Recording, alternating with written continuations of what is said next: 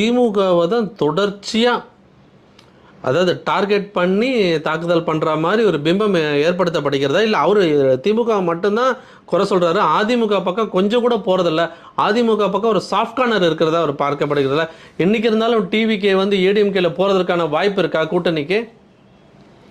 I don't think அவர் ஏதோ soft corner towards ADMK இருக்கிற மாதிரி இல்லை. பட் என்ன ஃபேக்ட் ரிமைன்ஸ் தட் இன்னைக்கு ஆட்சியில் இருக்கக்கூடிய அந்த ஆட்சியை எதிர்த்து தான் பேச வேண்டிய கட்டாயம் இருக்கிறது. இன்றைக்கி ஆட்சியில் இருக்கக்கூடிய செயல்பாடுகள் இமீடியட்டாக என்ன உங்களோட அதை தானே பேசு பொருளாக இருக்கும்.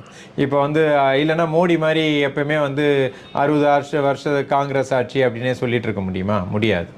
கடந்த கால வரலாறுல வந்துட்டு இப்போ இமீடியட் பாஸ்ட் என்ன இருக்குது, அவர்களுடைய திமுகவினுடைய செயல்பாடுகளை பற்றி தான் அவர் வந்து ஆஸ் அ பொலிட்டீஷியன் அதுதான் வந்து மக்களை சென்றடையக்கூடிய விஷயமாகவும் இருக்கும். அது இன்னைக்கு இமீடியட்டாக என்ன